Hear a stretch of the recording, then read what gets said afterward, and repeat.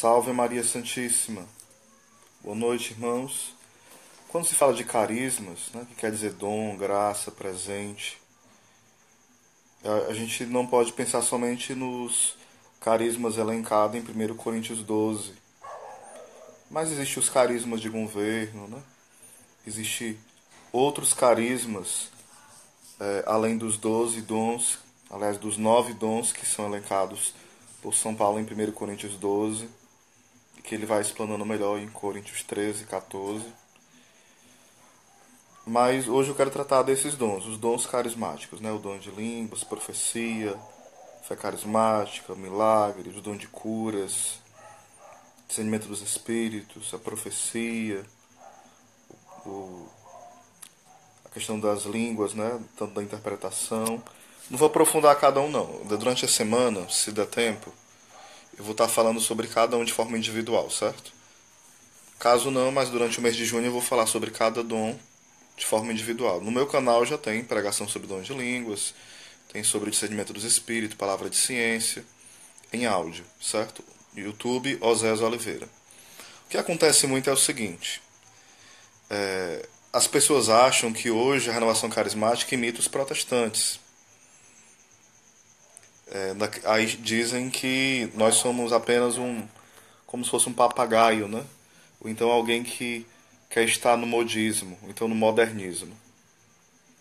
Então, muitas vezes os tradicionalistas, né, eles batem muito na renovação carismática, né, no Concílio Vaticano II, e fala que esses dons não eram assim, que os santos padres falam contra os dons carismáticos.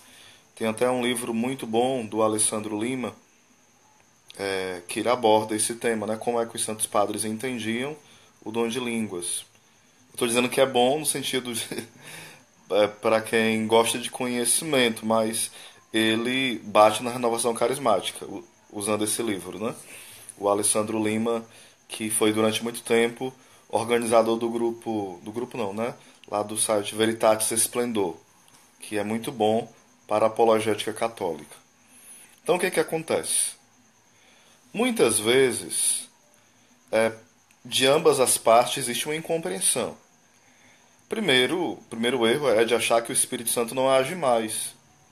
É claro que, por exemplo, São Jerônimo, Santo Agostinho, vários santos, e eles, em algumas épocas, em alguns escritos, eles falavam que parecia que os dons tinham cessado, esses dons mais extraordinários, porque parecia que Deus queria ter manifestado de forma mais comum esses dons extraordinários no início da igreja, para que as pessoas se convertessem.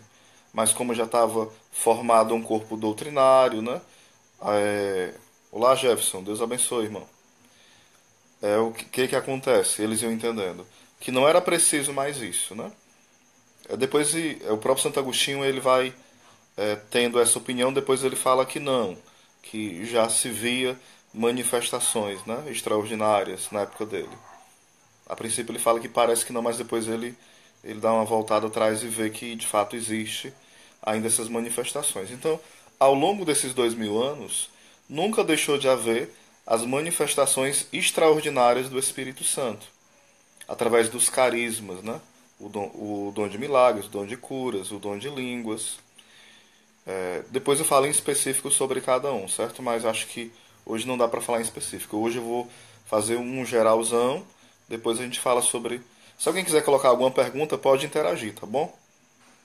Criticando, perguntando, debatendo. A gente vai interagindo aqui, tá bom? Pode convidar outras pessoas, pode compartilhar. Vamos lá, certo? Sobre essa questão também o que existe é o seguinte.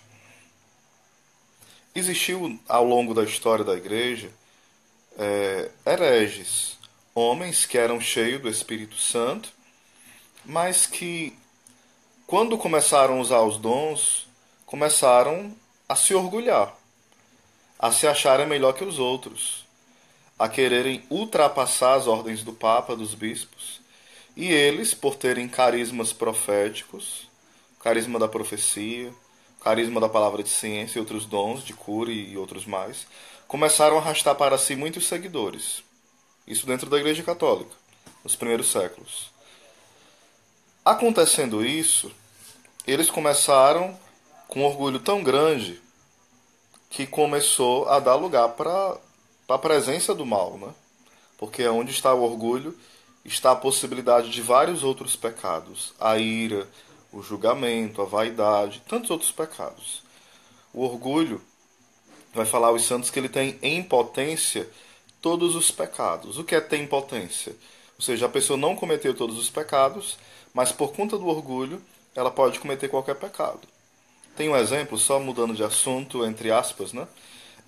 Que é contado no livro A Prática de Amor de Jesus Cristo, que tinha um padre muito sábio. Ele era muito simples, muito amigo das pessoas. E ele foi convidado para ir a Roma.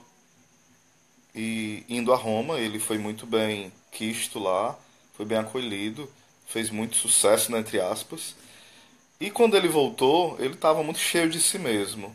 Ele não era mais aquele padre humilde, simples, um padre próximo dos outros.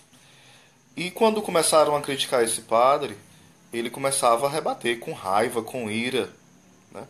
Santo Efrem vai dizer que um homem que ressuscita mortos, mas não controla sua ira, não vale nada. Ou seja, de nada vale um homem que ressuscita um morto, mas não domina a si mesmo. Lembra aqui o que Aristóteles uma vez falou, né, para um escravo seu. Falou assim: eu não vou te bater agora porque agora eu estou irado. Ou seja, Aristóteles não era um homem que agia na hora da ira, ele esperava acalmar-se, né, para poder agir. Quem dera nós fizéssemos assim. Voltando, o que aconteceu com esse homem, com esse padre? Ele começou a ouvir críticas, ele rebatia as críticas. Começou a ficar tão soberbo, tão orgulhoso, que ele começou a agredir as pessoas. Ele caiu em pecados graves e chegou um dia que ele matou uma pessoa porque criticou ele. Tão grande era o orgulho dele. E ele abandonou a fé e morreu fora da fé.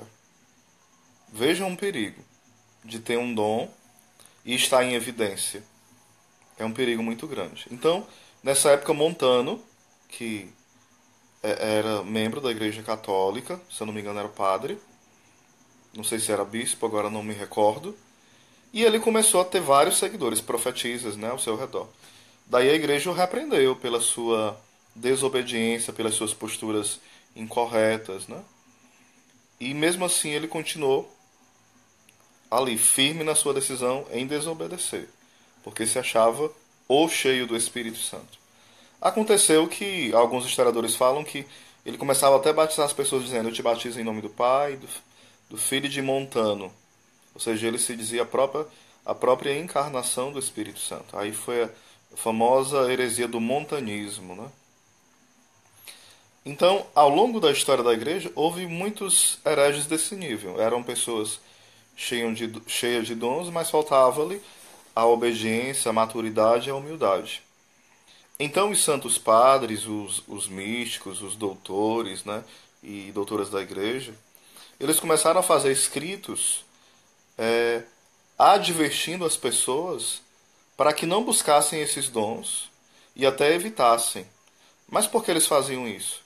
De uma forma pastoral, de uma forma sábia, para que as pessoas não caíssem nos mesmos erros dos hereges, que buscavam de forma temerária os dons carismáticos para aparecer, para brilhar, para estar em evidência, não colocar a serviço os dons, porque os carismas são para que possam ser colocados a serviço com maturidade, com sobriedade, né?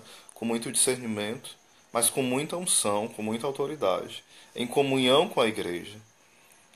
Então, vários hereges foram surgindo e os grandes santos combatiam. E os santos também tinham carismas. E além de carismas, dons místicos extraordinários. A levitação, os estigmas, a transverberação, a bilocação e vários outros dons, revelações, né? Visão de anjos, de Nossa Senhora, do próprio Jesus e vários outros carismas, né? A glossolalia. Porém, eles não buscavam esses dons, até se envergonhavam no sentido de que eles percebiam que quanto a fé era maior, menos necessitava desses dons. Então, para eles era uma humilhação, né? Mas Deus dava porque sabia que era necessário que eles usufruíssem desses dons. Era algo muito belo, né? E o que acontecia? Eles faziam cartas, escritos, batendo nos hereges e orientando o povo de Deus para que não caísse nessa dos hereges. Por exemplo, Joaquim de Fiore, já lá para os séculos mais à frente, né? O que aconteceu? Ele achava que ia vir uma nova era, e era a era do Espírito Santo. Uma era onde os carismas super abundariam na face da terra, mas ele acreditava que houve a era do Pai, a era do Filho e haveria a era do Espírito Santo. Uma nova era, né? A igreja nunca aprovou isso, né? A revelação ela termina quando Jesus se encarna, ele vive publicamente, né? Primeiro de forma mais escondida, os 30 anos com a Virgem Maria e José. Depois começa a vida pública dele, os milagres, as pregações, expulsar demônios, os discursos, né? A, toda a vida dele com o povo. E após a sua morte e ressurreição, ele passa 40 dias aparecendo, instruindo, e após 10 dias da sua subida ao Pai, analisando o tempo na nossa perspectiva, né, ele envia o Paráclito, o defensor, o Espírito Santo, na comemoração de Pentecostes. Então o que acontece? Esse período de Cristo, né, e depois que ele instrui os apóstolos ali, sendo a igreja, o visível, no caso, ali é o tempo da igreja e é o Espírito Santo que conduz a igreja. Mas nós não vamos dividir em eras, né? Ah, chegará um tempo que vai ser a era do Espírito Santo. Não. A gente pode pegar a profecia de Joel, né, se não me engano, Joel capítulo 3, e ver que essa profecia se cumpriu em Pentecostes de forma abundante, concreta, se cumpriu no primeiro século da igreja e vem se cumprindo ao longo da história da igreja. Os jovens terão visões, né? Os anciãos terão sonhos, e começa a falar sobre o sinal no sol, no céu, né? Os grandes sinais. Essas manifestações carismáticas de Joel 3 se cumprem em Pentecostes e vai se cumprindo ao longo da história da igreja.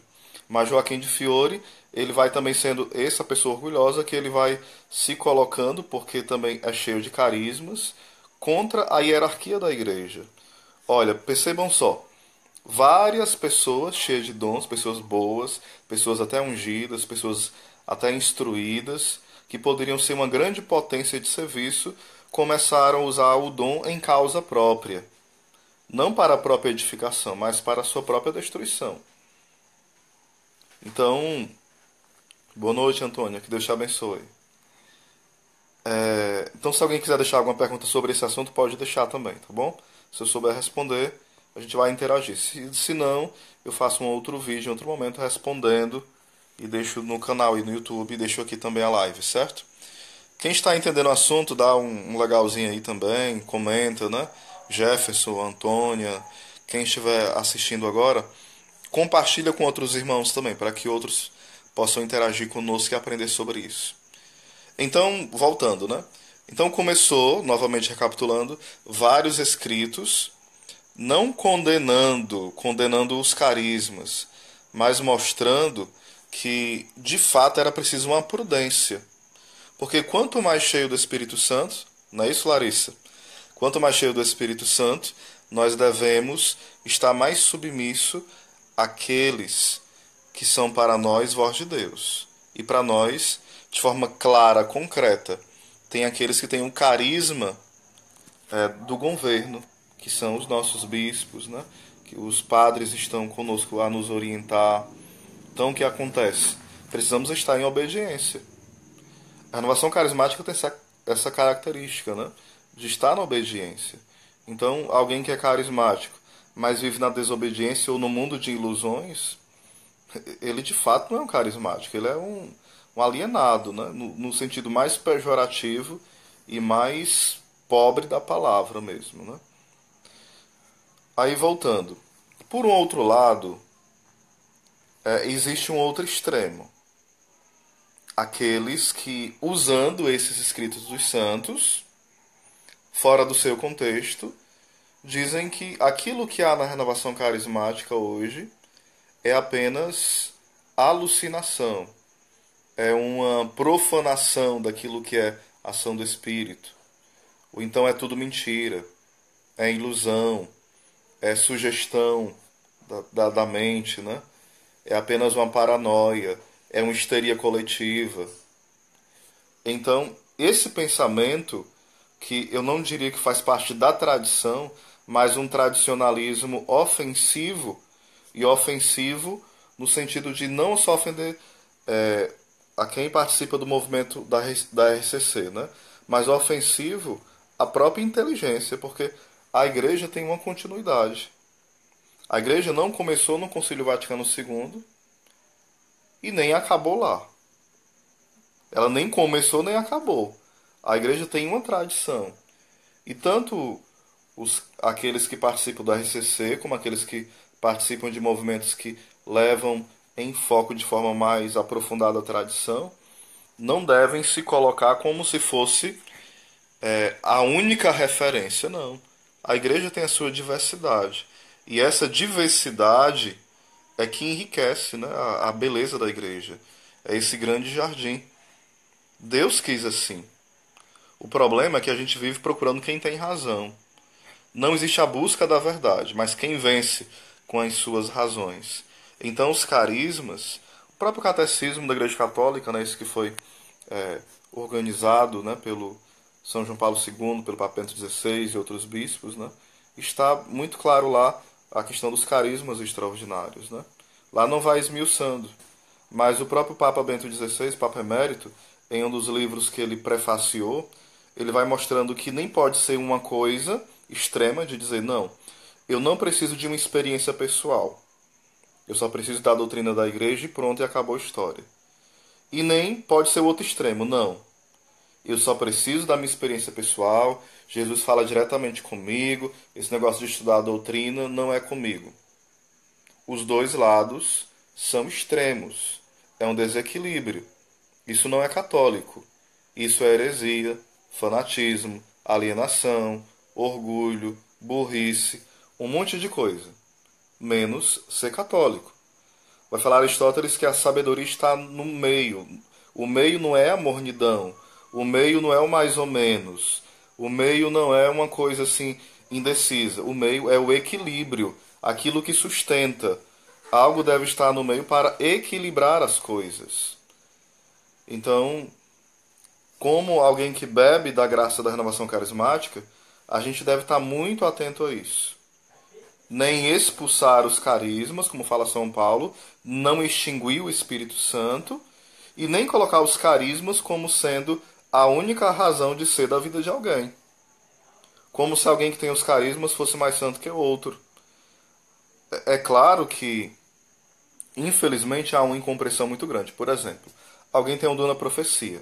Alguém tem um dom da cura, o dom da palavra de ciência de forma bem específica, né? Muito atuante na vida dele.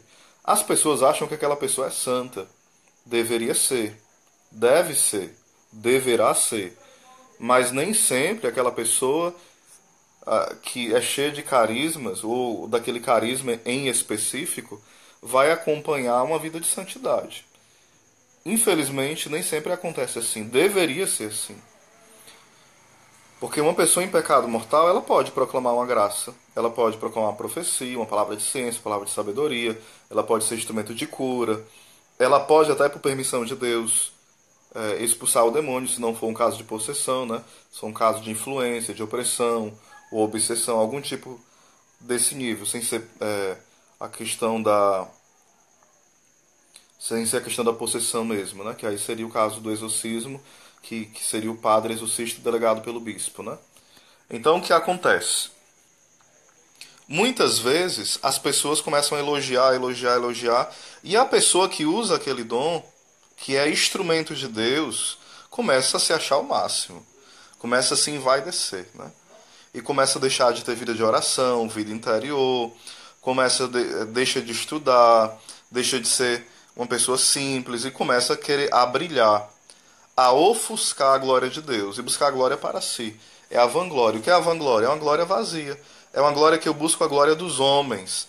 Vai falar no livro de Daniel que o homem não pode ter duas glórias. Ou ele vai ter uma glória aqui, né, ou uma glória na vida futura. Vai falar Santa Catarina de Sena o seguinte: O homem que rouba a glória de Deus é um ladrão. Então a gente deve ter esse cuidado. Muitas vezes nós queremos roubar a glória de Deus. Nos tornamos ladrões. E se nós nos tornarmos ladrões da glória de Deus, nós, infelizmente, teremos consequências nefastas na nossa vida espiritual. E se não vigiarmos, vamos acabar como aquele padre que eu contei a história dele, né? Morrendo sem fé, numa apostasia total, por conta do nosso orgulho. Então, se você tem um desses carismas, quem vai atestar é a igreja, se você tem ou não. Você não precisa sair exibindo: ei, eu tenho um dom de cura. Ei, eu tenho um dom de profecia. Ei, eu tenho um dom de milagre. Ei, eu tenho esse dom. Não, calma. Deus vai manifestando no grupo de oração, vai manifestando em momentos de adoração ao Santíssimo, vai manifestando no seu dia a dia, no processo de evangelização, e isso vai sendo percebido. As pessoas vão confirmando, vão sendo curadas, vão sendo alcançadas, vão sendo direcionadas, e isso, sempre lembrando, é para a salvação das almas, para a glória de Deus, para o seu crescimento espiritual, mas para que você vá diminuindo. E Cristo, cada vez, como a Larissa colocou aqui, né? Importa que ele cresça, é aquilo que São João Batista, o grande amigo de Cristo, falou. Importa que ele cresça e eu diminua. Isso, dentro de nós, não deve ser apenas uma frase de efeito, mas deve ser a realidade e o desejo do nosso coração. Dentro de nós existe sempre essa briga do homem velho e do homem novo. Por exemplo, eu proclamo uma profecia, dentro de mim existe o desejo de que alguém seja alcançado, seja transformado, consolado, convertido, mas já tem um homem velho que deseja ser percebido, ser glorificado, ser reconhecido, ser aplaudido, né? Então há essa briga e nós precisamos perceber esses movimentos para que esses movimentos não dominem o nosso ser. A gente tem que perceber, isso se chama autoconhecimento, aonde quanto mais eu me aproximo da luz que é Cristo, ele vai mostrando quem eu sou. Então, muita sabedoria em relação ao uso dos carismas, né? Não precisamos ter medo, precisamos pedir, de fato. Não pedir de forma forçosa, como se Deus tivesse a obrigação de manifestar por nós os carismas, não. Mas devemos estar abertos à ação do Espírito Santo. Abertos, atentos, dóceis. É isso que Deus quer, né? Eu poderia testemunhar várias palavras de ciência, né, a qual eu fui alcançado, a qual eu fui canal, mas eu não quero focar isso, os testemunhos, nesse primeiro momento não. Mas trazer essa reflexão para nós. Como eu estou usando os carismas? Como eu estou julgando também quem usa os carismas, né? Às vezes também a outro extremo. Nós não elogiamos, nós criticamos, né? Olha, fulano não pode ter o carisma do dom de línguas, porque ele come feijão, porque eu conheço ele desde criança, porque eu vi ele trocando as fraldas, porque isso, porque aquilo, porque ele é enjoado, porque ele tem um temperamento forte. Não, a medida não é a sua. Deus vai manifestando os carismas aonde ele quer, com quem ele quer, como ele quer. A medida não é a minha nem a sua. Não somos nós aqueles que são os autores primeiros da graça. Nós somos instrumentos. Dóceis ou não tão dóceis. Mas nós somos instrumentos. Nós somos vasos de argila que carregamos o grande tesouro que é a graça de Deus. E à medida que vai transbordando em nós essa graça, que vem da fonte que é o próprio Cristo, por isso é preciso a vida interior, porque se eu não bebo da fonte, eu vou dar de mim mesmo e vou achar que é de Deus. Eu vou começar a dar da minha carne, do meu achismo, daquilo que é velho e achar que é de Deus. E querer que as pessoas se obriguem a receber daquilo que é meu. Então, esse cuidado. Então, cuidado com esse julgamento. Não, fulano não pode ter o dom de línguas. Fulano não pode ter o dom de milagres. Não, nunca na vida. Porque eu conheço ele. Isso seria reduzir a ação de Deus às suas mãos. Como se Deus, o critério dele, fosse o seu julgamento ou o meu. Não é assim. Há pessoas que nós vamos ter uma antipatia, uma rejeição. Mas essas pessoas muitas vezes podem ser canais de Deus para nós.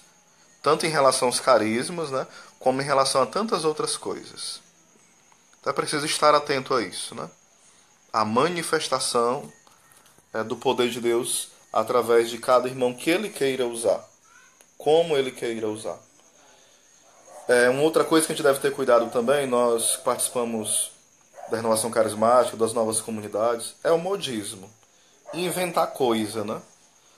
A gente às vezes é muito impregnado do protestantismo. Aí começa a fazer dancinha, histerias, aquela coisa que a gente vê que não tem nada de católico. É se abrir à ação de Deus, sim, mas esse modismo, chavões, né, que fica repetindo coisas que só protestante repete, né? Isso não é de Deus. Ah, é o sapato de fogo. Eu respeito, não estou criticando não. Mas eu estou dizendo que não é assim que acontece na Santa Igreja Católica. É com ordem, é com decência. Já fala São Paulo lá em 1 Coríntios 14, né? Também um capítulo 15, para trabalhar um pouco isso, né? A ordem. Então deve haver essa ordem no grupo de oração. Uma coisa que existe muito também, por exemplo, às vezes o Ministério de Música, né? Tá uma pessoa se abrindo os dons, proclamando, e o Ministério de Música com aquele som truando. O melhor microfone é para os ministros de música. Aí aquele som estrondante, os instrumentos, a bateria, pá! E a pessoa proclamando, ninguém escuta a proclamação.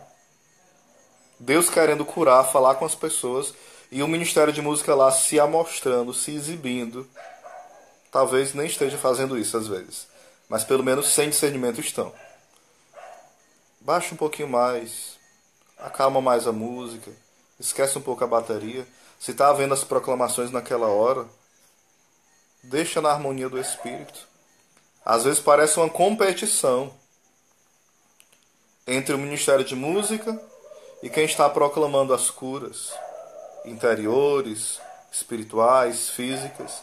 Não é a competição de quem aparece mais. É Cristo que deve aparecer. É Cristo. Só Ele. Voltando sobre os carismas do Espírito, né? Nós chamamos os carismas de dons efusos. Existem os dons infusos, que está lá em Isaías capítulo 11. Os dons messiânicos, né? Que nós recebemos no batismo, os dons do Cristo, a sabedoria, o entendimento, o conselho, a fortaleza, a ciência, a piedade e o temor de Deus. Esses dons são dons de santificação. E começando do 7º até o 1º, vai progredindo. Qual é o maior dom entre esses 7? O de sabedoria. Esse é o maior dom. Porque o desejo de Deus é que nós sejamos homens sábios, não sabidos, não somente intelectuais, não somente espertos, não somente inteligentes, mas sábios. E a questão da sabedoria aqui levaria uma pregação só sobre o que é a sabedoria. Essa sabedoria é diferente da palavra de sabedoria. A palavra de sabedoria é quando o Espírito Santo, no momento do grupo de oração, no momento de uma adoração ao Santíssimo, no momento de uma evangelização, na sua casa, numa conversa, Deus dá uma palavra. Quando eu falo palavra, não é só vocábulo, não é só frase. Não, por exemplo, eu vou dar um exemplo aqui que aconteceu comigo, certo? Não para que eu seja o exemplo, mas como experiência que eu estou lembrando agora. Eu estava numa celebração e após a reflexão do Evangelho, que eu sou ministro da palavra, né? Ministro extraordinário da palavra, e o Senhor me dava um entendimento, uma visualização de uma mulher que estava pedindo pelo esposo, que era alcoólatra. E Deus me dava um entendimento, ou seja, pela palavra de ciência, Deus me mostrou ali o diagnóstico, uma palavra de conhecimento, carisma de penetrar naquilo que só Deus sabe. Deus nos concede isso, né? No momento da oração, ou no momento que a gente está evangelizando alguém, em algum momento. Aí a palavra de ciência era essa, né? Tinha uma mulher pedindo pela libertação do seu esposo. Aí o que aconteceu? Depois desse diagnóstico, Deus falava, né? Essa mulher que pede isso, o Senhor pede que ela possa abraçar o esposo ao chegar em casa. E com esse abraço, o esposo vai ser liberto. Tudo bem, proclamei. vim embora da missão. 3 meses depois eu voltei e alguém me testemunhou que essa pessoa estava liberta após o abraço da esposa. Ou seja, houve a palavra de ciência e a palavra de sabedoria não é que foi uma palavra, foi uma atitude sábia da mulher que Deus direcionou a ela. Ela abraçou o marido e após isso veio a libertação. Olhando para o Evangelho, nós olhamos uma palavra de sabedoria muito concreta. Claro que em Jesus tudo é diferente porque Ele é Deus, né? Ele é a própria sabedoria encarnada, o Verbo que se fez carne. Quando Ele está conversando lá em João 8, Ele está lá escrevendo ao chão, lá no chão, e chegam os fariseus apontando o pecado daquela mulher que foi pega em flagrante de adultério. E eles jogam aquela mulher aos pés de Jesus. E ele fala, né? Ele continua anotando e fala: quem não tiver pecado, atira a primeira pedra. Isso foi o que? Uma palavra de sabedoria, daquele que é a própria sabedoria. Claro que é bem diferente porque é o próprio Cristo ali, né? Uma outra vez é quando os fariseus perguntam: é lícito pagar um imposto a César ou não? Ou seja, ali era uma armadilha. Se falasse que era justo, estava do lado do imperador. Se falasse que não era justo, estava indo contra a lei. Então colocaram ele num beco sem saída. Mas a palavra de sabedoria, ela é o quê? Ela não é uma opção nem a outra. Ela é a sabedoria de Deus, que ultrapassa uma decisão ou outra. Não é a cruz e a espada. É a vontade de Deus ali que se manifesta. Através de uma ação, através de uma palavra. Uma palavra de sabedoria, geralmente, também acontece quando você está evangelizando. E a pessoa fica discutindo contigo, discutindo, e você, Senhor, no seu íntimo, né? Me dá uma palavra de sabedoria. E Deus te dá uma palavra que cala aquela pessoa.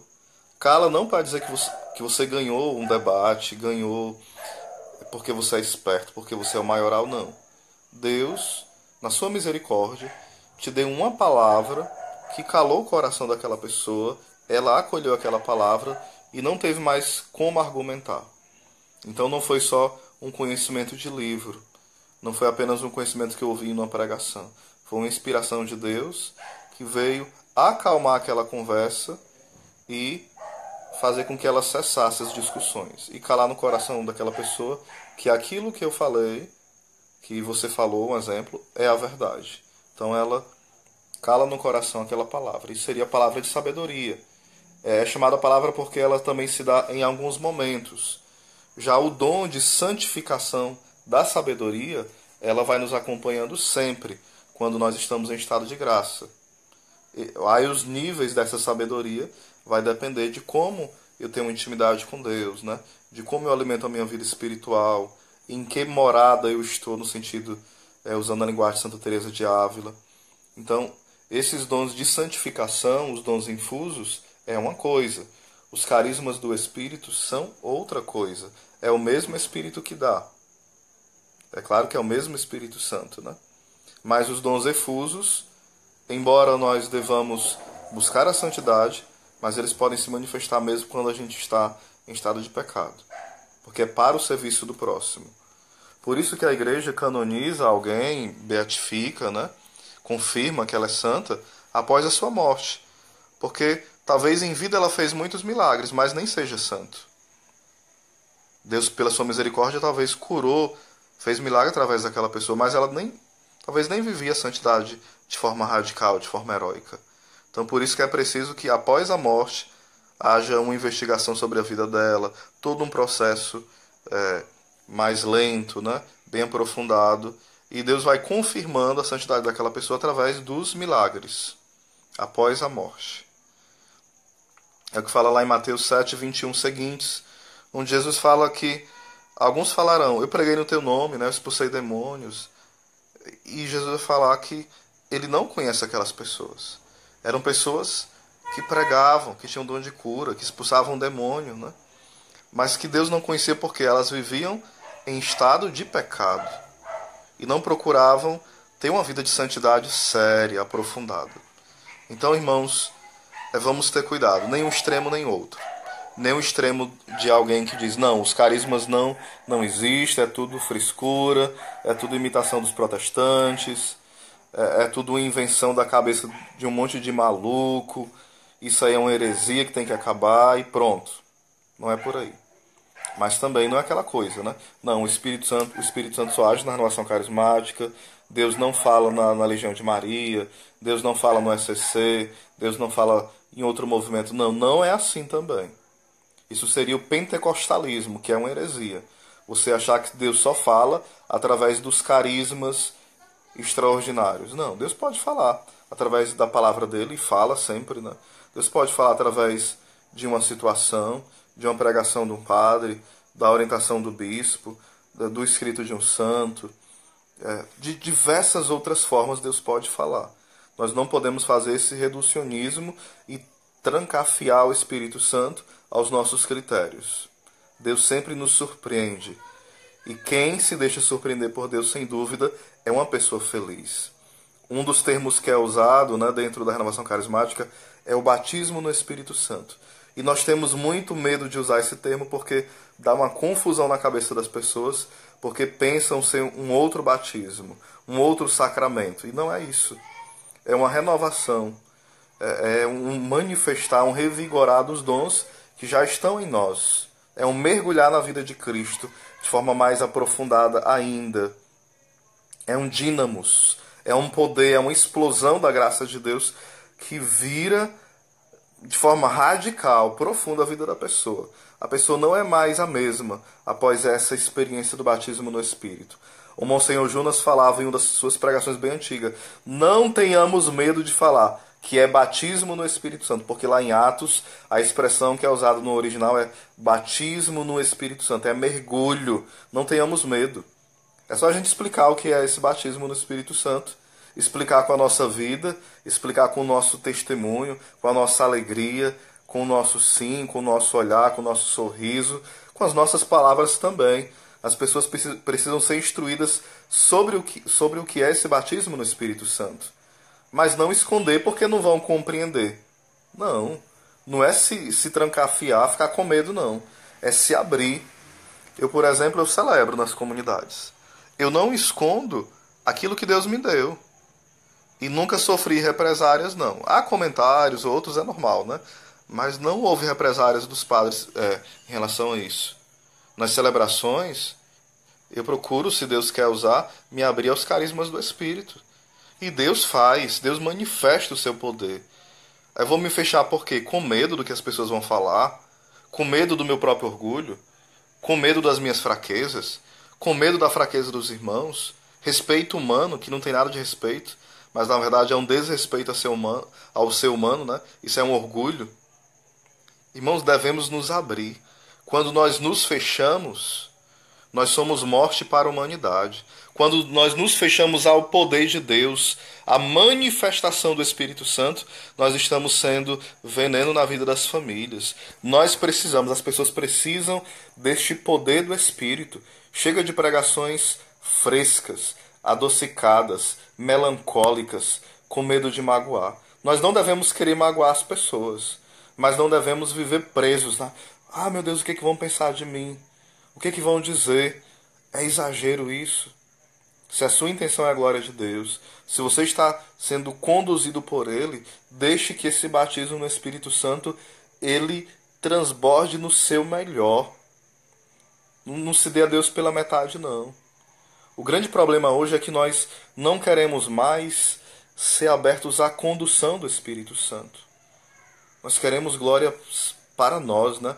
É um respeito humano que é um desastre para a nossa vida, para a vida dos nossos familiares e para a vida daqueles que participam do grupo de oração conosco.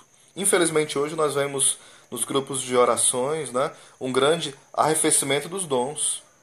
Às vezes palavras que não tem nada a ver, repetições, parece que Deus só cura de dor de cabeça, né? Estou dizendo que Deus não pode curar de dor de cabeça, mas parece sempre as mesmas palavras, ou então palavras mal colocadas. Uma coisa que eu queria também nos chamar a atenção, tem alguém aí escutando ainda? Você está entendendo o que eu estou querendo colocar? Quem está, diga aí positivo, né?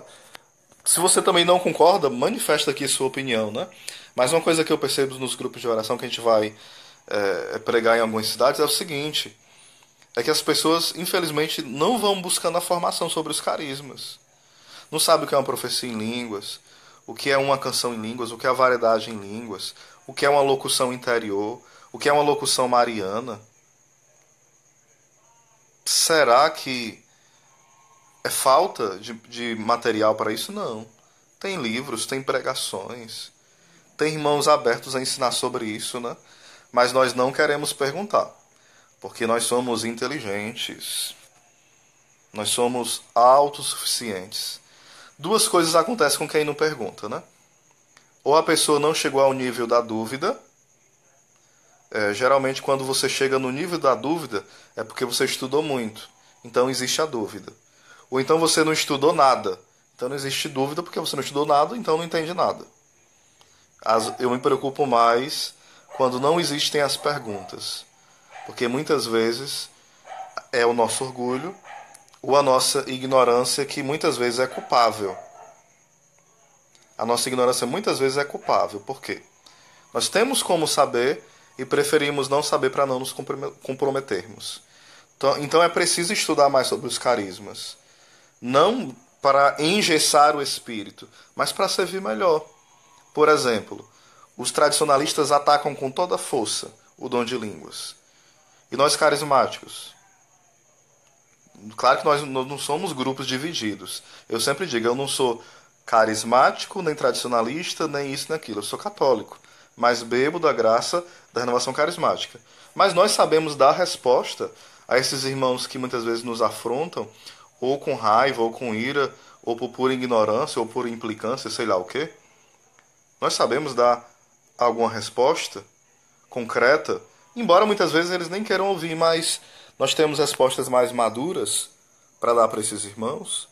Ou apenas, não, é Deus que age, acabou a história, se entenda com Deus. Não é por aí. Claro que eu não estou dizendo que você tem que ser um doutor nos carismas do Espírito, não. Mas saber o mínimo. O que é o dom de cura? Existe o dom de cura específico? São perguntas que eu vou fazer para você, né? Existe o dom... Porque a palavra lá fala que Deus dá o dom de curas. Não fala no plural. Então, que curas são essas? Está no plural. Cura física, né? Cura interior, a libertação, né? A libertação também é um dom de cura. A cura interior, a cura espiritual, a cura física, são manifestações do dom de cura. Existem pessoas que têm um dom de cura de forma específica. Quando ele reza por alguém, geralmente as pessoas são curadas, embora possa acontecer por um mistério de Deus que alguém, um outro, não seja curado. Mas quem tem um dom de cura específico, geralmente acontece, normalmente, por quem ele reza, geralmente é curado. Mas pode ser que alguém não seja curado por um desígnio misterioso de Deus, né? Mas já há outros que não têm um dom de cura específico, mas podem ser instrumentos de Deus para a cura de alguém. Mas quando eu falo dom específico, é porque naquela pessoa, de forma especial, de forma aprofundada, de forma abundante, de forma às vezes quase cotidiana, aquele dom se manifesta. Por exemplo, há pessoas que têm um dom aguçado da profecia. Então, em praticamente toda oração, ele tem o dom da profecia. Praticamente, quem tem um dom mais aguçado da palavra de ciência, em toda oração vem várias palavras de ciência. Na evangelização também. Então, isso acontece porque a pessoa tem o carisma específico. Há pessoas que têm o carisma específico do dom de milagre. Meu irmão tá chamando para pegar um rango ali, viu, pessoal? Vou já terminar aqui. A gente tem que conversar e brincar, porque um carismático mal-humorado não presta para nada, né? Uma vez, Santo Antão, ele, um grande eremita, um grande santo, né? Que tinha batalhas tremendas contra o demônio lá no deserto, os padres do deserto, grandes santos, né? Ele falou o seguinte: quando vier alguém atrás de ser um eremita, atrás de estar aqui na solidão, mas ele seja muito mal-humorado, esse irmão não deve estar conosco. Porque esse mau humor prova que ele não está pronto para uma vida íntima com Deus. Ou seja, se ele é mal-humorado com os irmãos, então a vinda dele aqui, né, não é para a glória de Deus, mas é para fugir das pessoas. E alguém que foge das pessoas, foge mesmo de todo mundo para não ter esse relacionamento, essa convivência, porque é árdua, né, a vida comunitária. Ele não deve ser um eremita, porque ele está fugindo da verdade. Está sendo mentiroso para si mesmo. Como é belo esse pensamento de Santo Antão, né? O bom humor, não humor maluco, né? A pessoa que dá gargalhadas sem discernimento, sem castidade nenhuma, naquela coisa estrambólica, né? Mas o bom humor ele é necessário, muito necessário, para uma vida na graça. Voltando, né? E para terminar, existem os carismas específicos. Por isso eu vou fazer durante essa semana, rezem por mim, tá bom? Para que dê tempo e eu consiga rezar melhor, estudar sobre isso, sobre cada um. O dom de línguas, o dom de profecia, todos os 9. A gente vai estudar a fundo esses dons, tá bom? Porque às vezes a gente fica só na superfície. E o Senhor quer que nós possamos avançar em águas mais profundas. Grande abraço a todos que acompanharam. Compartilhe com outros também, tá bom? Com outros que irão discordar, com outros que irão gostar, não importa. O importante é que a evangelização aconteça. Um abraço, Larissa, um abraço também a todos os irmãos que estiveram aqui conosco. Obrigado e peço a oração de vocês pela minha família, por mim e pela missão que Deus foi me confiando. Estarei rezando também por vocês, amigos. Shalom do Pai.